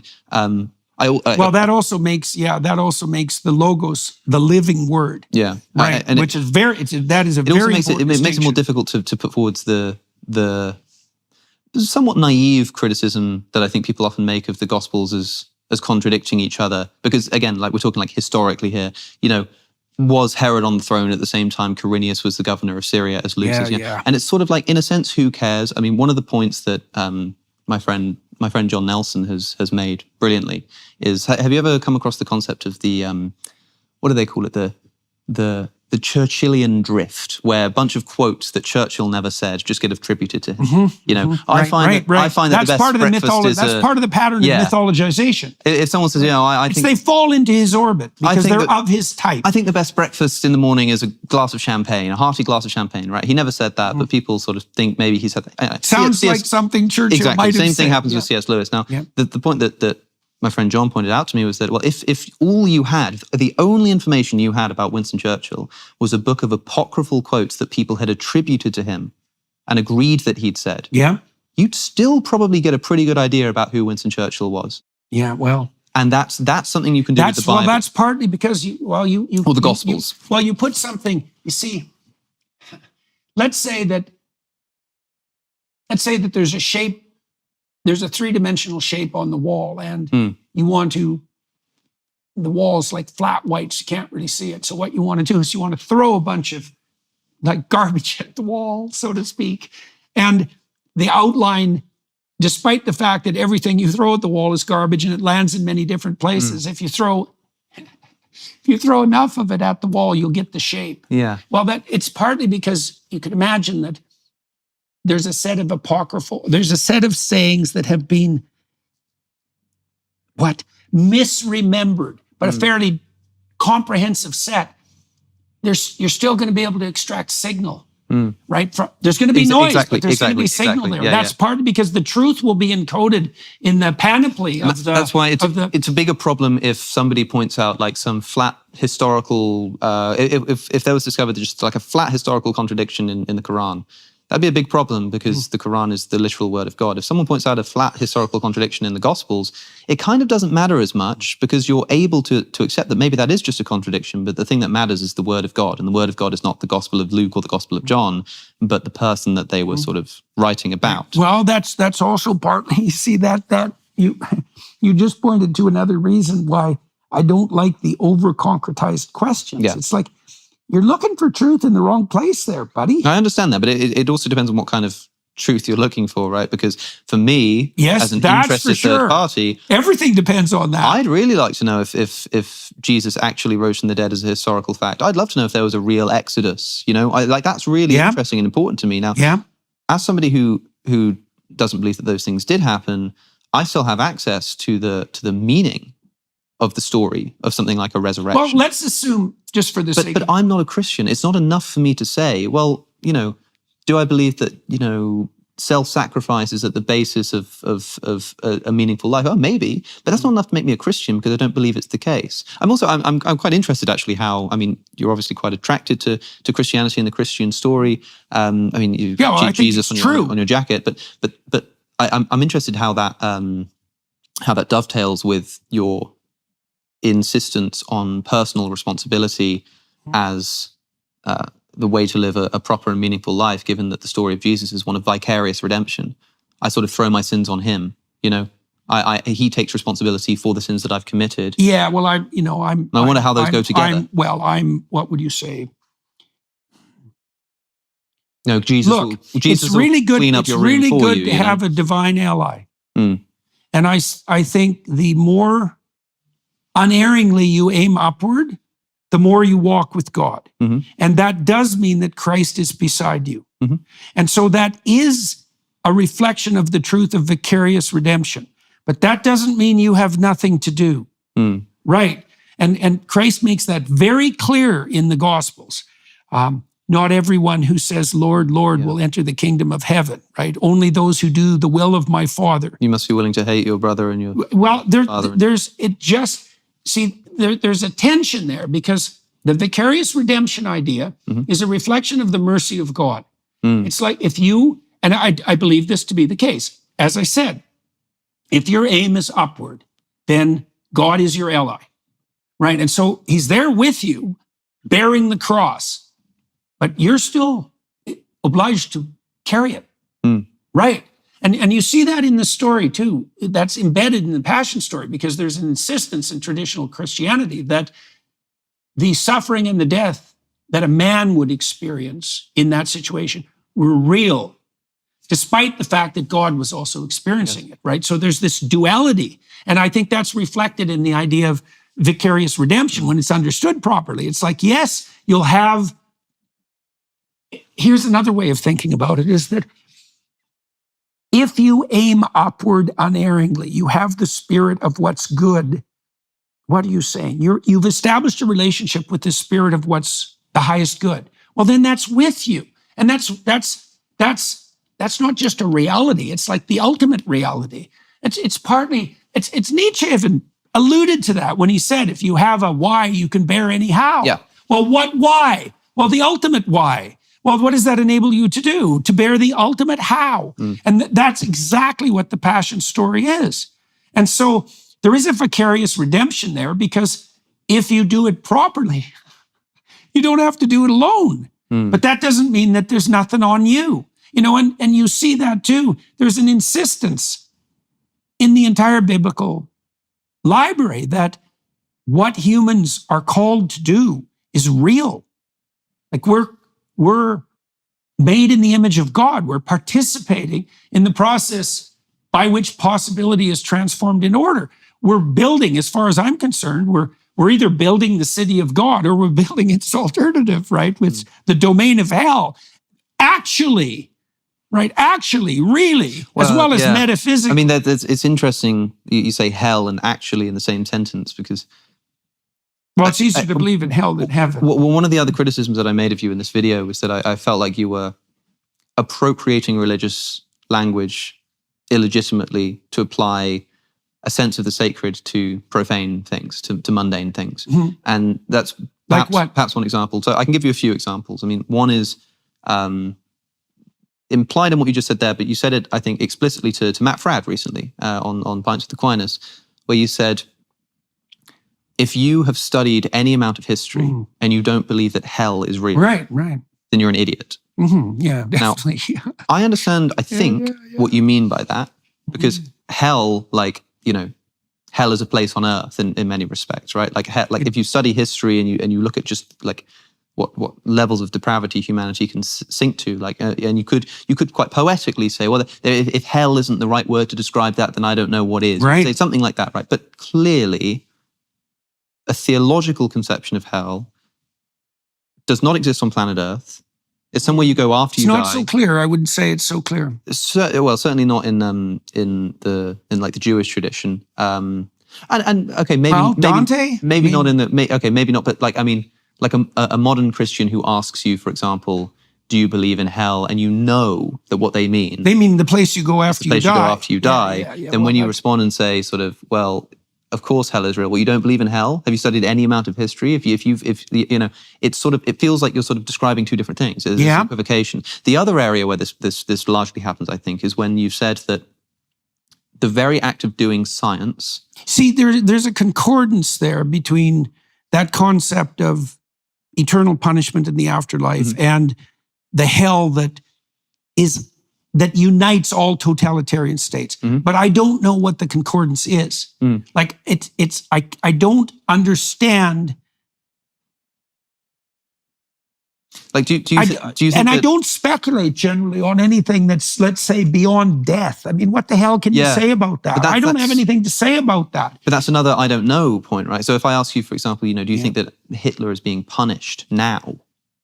I mean, he's dead, but is he being punished? Or did he ever get punished? The answer to that question is something like, what is the relationship between the evanescent consciousness of man and eternity? And the answer is, we don't know. Yeah, when Matt Fradd asked you, do you believe in an afterlife, you said that something like your behaviors or your actions resonate through eternity. Yeah, well, there's that, which is, in a way, an evasive answer too. But the thing is, we don't understand. We exist in relationship to the infinite, obviously. What that relationship is, no one knows how to conceptualize that in the final analysis. I don't understand the relationship between our binding temporally and eternity. Like, is there something permanent about our conscious experience? I don't know. I think you excite your Christian listenership when you say, like, not only, do I believe in hell, but you can't not believe in hell. I mean, are you serious? You seriously don't believe in hell? And they think, here's a strong sort of warrior. Well, and you go, the other but then they realize that what you mean by hell is it's so... lots of human suffering and catastrophe, on planet Earth. But it's more than that, because because it is the case that the invitation to hell is offered by the eternal usurper of the moral order. That's true. You end up in hell because you lie. That's also true. And so... But when you say that's true, you end up in hell because you lie, Yeah. What do you mean? If Well, you're- the totalitarian you're not allowed to use the state, word let's hell, say. right? Like, what is the thing you're describing? You end up where? In a totalitarian state. Yes. And that's fine. A state of ultimate misery. But I think this is where somebody might be prone to confusion. And you could say that's their fault, maybe it is. But if somebody's listening to you and do you believe in hell? And you say, of course I believe in hell. How can you not believe in hell? And they go, oh, thank goodness, because that of course is my worldview. I'd love to know how I can defend my vision of hell. And then they realize that when you say hell, what you actually mean is something like totalitarian human regimes. I guess I mean at least that. Sure. Right? And so Fine. I'm often trying to make a minimal case, Yep. right? If I'm trying to elaborate on the meaning of a religious text, what I'm trying to say in all humility is it means at least this. Now, does that cover the entire territory of the meaning? That's very unlikely. You're going to give an exhaustive account? I don't think so. What does that mean in eternity? It's the same question, and then we should draw this part to a close. It's the same question in some sense as the reality of the resurrection of Christ. So the Christian interpretation is Christ defeats death and hell. Okay, well, the logical objection to that is, well, where's the evidence for the defeat? Since death still exists and so does malevolence. Yeah, sure. Well, the Christians then will escape, so to speak, into something like a symbolic interpretation and say, well, it's true in eternity. And I think fair enough. I do believe that the idea that Christ defeated death and hell is true. But I don't know what that means. Yeah. And does that bother me? Well, I'd rather know, and I'm continuing to investigate it. But I do know, for example, Ayaan Hirsi Ali, who recently became a Christian, she just had a conversation with Richard Dawkins. Yeah. It hasn't gone out yet. I was there. I had the privilege of being. So I've already heard it. I know what they spoke about. But one of the things that Ayaan does is, and I've described it as sort of almost comical, the way that Ayaan talks about her struggle with depression, suicidality, total hopelessness, and then finds that by praying, she's able to sort of elevate her life. And then cuts to Richard Dawkins, sort of, but do you believe that Mary was a virgin when she gave birth? Right? It was funny. It was, I couldn't. Level of analysis problem. At the same time, I sort of understood it because, and Dawkins says, but surely when you go to church and you're having these feelings, Ayaan, you must recognize that the things he's saying at the pulpit are nonsense. And Ayaan said that she chooses to believe it. She says that I no longer find it to be nonsense because what she implied, and I don't want to put words in her mouth, I can't remember, but it was something like, look, I've been so captured by this meaning that although I don't really understand what it means to say that Jesus was born of a virgin, I just choose to believe it. Well, now that's fine. Well, but what she does, what I was going to say is what she does is says that this to me is like a mystery. I don't really know exactly what it means, but I choose to believe that it's true. And I wonder if that's something like what you're doing here when you say that you believe it's true. Well, I can just tell you what my experience has been in this sort of thing. So I've spent a lot of time digging into the substructure of mythological accounts, right, in many different cultures. Yeah. Now, and my experience continually is the deeper I look, the more that's there. And then I see things come together that make sense that I thought were disparate. And that there doesn't seem to be any limit to that. And so now when I see things that are disparate or even contradictory, I think, well, as you already pointed out, given the nature of the biblical library, there's room for some contradiction. But more than that, I think, well, that might be illogical or irrational, or I might just not understand it. And my experience has been that presumption turns out to be the case far more often than not. And so, you can imagine that you can get the apprehension of a pattern, and you can think the pattern is compelling. And then there are details within the pattern that you don't know how to reconcile. But this is what Ayaan is doing in accordance with your account. It's like, well, I'm not willing to forego my view of the pattern because of some lack of concordance with details, especially given that I'm ignorant. Yeah. Well, I can only tell you what has been the pattern of my investigations. It's like the more deeply this is knocking and asking, the more I seek, the more is present. And I guess, to conclude, I suppose here, Yeah. like, so suppose I'm somebody, and broadly this is true. I think the gospel stories are fascinating and resonant. I like the idea of the resurrection of Christ. The way that it's criticized as this evil human sacrifice, I think, is misleading. I have all of those parts. Yeah. Right. But I'm not a Christian. Mhm. And I suppose the question, In what way are you not? well, that's what do I you mean. think? To help me understand what you mean by this, what is the difference between someone who's not a Christian and That's a good question. They're not some new atheist type. They're not like, I wouldn't worship No, God even though that's a they're just not a Look, Christian, and I someone think, who is. What's I the think difference Dawkins between those two people? is like 90% Christian.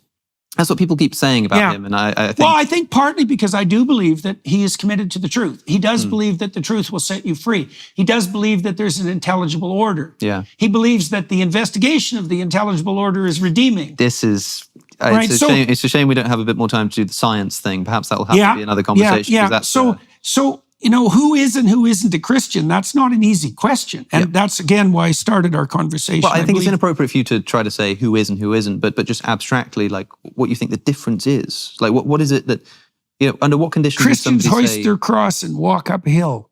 right? Okay, so Right. I've heard you say that before as well, right? But like, But that is what I think. That's the difference. Not to sort of try to be too left-brained about Yeah. this, but like in practice, Yeah. what do you mean? Or like perhaps two sort of symmetrical questions. What conditions under which? What are the conditions under which somebody can How careful say, are you with your words? well, I try to be careful. Okay. Well, that's a good approximation to Christian conduct, right? Because that's worship of the logos, Fine, but right? I mean, but that's really a serious part of it. I don't know if that will be enough. I certainly don't know if the word worship there is particularly appropriate. How profoundly do you value it? To the extent that it helps me to convey my ideas properly. I don't worship the words that I'm using themselves. No, I don't care understand for the that. words, but the words are a tool, and the reason that I'm precise as I can be is in service of trying to communicate my ideas to you. For what purpose? So that whatever it is that I'm feeling or thinking in my head, if I could somehow take a medical instrument and prod your brain to make the same thought arise, that would be really helpful to me because you'd see the world how I see it. Mm-hmm. That is what language is. It's that tool, except instead of prodding your brain with a physical bit of metal, I'm prodding your ears with vibrations in the air. But I'm trying to do the same thing. I'm To just what end? trying to make that thought arise so that you can see the world as I do and so that I can see the world as you do. To what end? Well, I don't know. Well, how about productive harmonization of But vision? fine, yeah, it depends on the conversation, right? So like in this instance, it will be, I mean, I came into this conversation, I suppose, with a goal to more thoroughly understand your worldview, which is more specific than usually with these conversations. It would be, let's try to learn something from each other and convince each other of something. And in this case, I really was just fascinated to sit down and try to understand, what does Jordan Peterson think about religion? Mm-hmm. Like that's probably the goal, which maybe is a slightly inappropriate goal to come into a conversation with, but that's really what I've been trying to understand. So I suppose that's the goal. So it's the idea. Well, we can wrap this up with let's say a Christian observation is that there's a notion, a classical Christian notion, that wherever two or more are together in Christ's name, the Spirit of God is there. Yep. Right? Okay, so what does that mean? Well, as far as I'm concerned, what it means is that if you're unerring in your choice of words, if you're seeking with them and exploring, and I'm doing the same, and then we do that together, that's a mutually redemptive process that spirals upward. So if somebody, that's a Christian endeavor. What are the conditions under which somebody can say they're a Christian and be either lying or wrong, and the condition under which someone can say, I'm not a Christian, and be either lying or wrong, if you see what I mean? That's a very good question.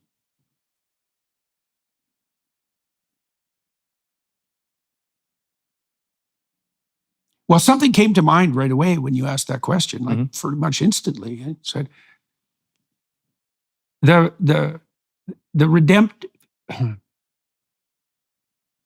There's a reason that Christ is represented as the person who took the sins of the world onto himself. Well, that's the essence. It's like the world is a fallen place, and you have the responsibility to do something about that. And the degree to which you take that responsibility onto yourself, that's the degree to which you are a Christian follower of Christ. I suppose it's not an on and off switch. That was it's unfair to frame it as such. I suppose it's not like you either are an on or off switch. It's not like you're. Well, I think you want to make a Christian or you're not. Well, it's like you're more or less. When Jacob decides to be a good person instead of a bad person, he builds an altar, and it signifies his willingness to sacrifice his past self. I think that people decide in many ways, and maybe multiple times, whether they're going to aim up or not. Now, that's that initial commitment. It's like a baptism in a sense, that you decided that you're going to aim up. Okay, well, now you can do that badly, because you will. And you see this in the Old Testament accounts of the prophets all the time. A lot of them are pretty reprehensible when they first find their feet. But you can stumble your way uphill. And that is the essence of Christian belief, is to stumble your way uphill with the maximum load you can bear. And the thing that's so fascinating about that is that that's also the pathway of maximal meaning. And that meaning is exactly what enables you to bear the load. So it's a very paradoxical, what would you say? It's a very paradoxical reality. And I think the essence of the Christian faith is the imitation of Christ. It's not the mouthing of the words. Now, that doesn't mean the words shouldn't be in accordance with the commitment. They should be. But the commitment can't be reduced to the utterance. The commitment is the carrying. Right. And the carrying in relationship to a goal. In the imitation of Christ. It's in the imitation. The text, the book, the imitation of Christ. You won't be judged on what you say, but what you've done. Yeah, well, and I don't mean, that also doesn't mean that the treasure that you stack up on earth is an indication of your transcendent value, right? You shouldn't fall into the justification by works heresy. Right. But with that coda firmly in mind, I don't think there's anything in that proposition that isn't in accordance with the gospel accounts. Christ calls on his disciples to be followers, right? To walk the same path. And they're given the power to do the same things because of that. And Christ says himself that the people who come after him, which means us, will be capable of more than he managed. Right. Well, that doesn't mean that there's no redemption by proxy, let's say, because we already covered that, is that if you aim up, you have the Spirit that's inviting you up. You've invited it to take residence in you. And that's true. That's true, as far as I can see. I think it's the most accurate way of construing the situation. That does give you a form of, it gives you what I am found, right? It gives you a spine. But that doesn't mean you don't have a cross. Right, and that you see that insistence in the gospel accounts. As I said, the insistence that Christ suffered as a man despite having God, being God. Those are both true at the same time. So the Christian pathway is the pathway of maximal self-sacrificial responsibility. Right. Well, I hope those who have been wondering whether you should be legitimately called a Christian in their worldview, in their version of Christianity, will be helped by this conversation. I mean, I suppose that's in part what I'm trying to do too here, is for people who say to you, just say what you think. It's complicated, but hopefully. Well, I am trying to say what I think. It's just that the world's a complicated place. Yeah. Well, hopefully we're helping to make it. It's nice to get your words in pristine order, but the more complicated the topic, the longer it takes to manage that with stellar precision. Yeah, well, it's taken us probably nearly 2 hours now just to get about around to the idea of maybe you don't know if the Jews walked through the Egyptian desert, but maybe that also they're still walking. Maybe they're still walking. Good to talk to you. It's been fun. All right, so everyone, I'm going to continue this conversation. We're going to continue this conversation on the Daily Wire platform. And so I think I'll talk to Alex a bit more personally. I want to find out how he managed his podcast and why he's interested in the things he's interested in, what his pathway to that occupation was, and what his hopes for the future are, and all of that. And so if you want to join us on the Daily Wire side, please do. Thank you to the film crew here. We're in LA. Right, we're in LA. And thank you very much for coming all the way from London. Of course. It's very good. And it was a fine conversation. Much appreciated. Yeah, enjoyed it very And much. thank you, all of you who are watching and listening, for your time and attention. Well, hopefully we'll see you on the Daily Wire side. And if not, then, well, for the next podcast.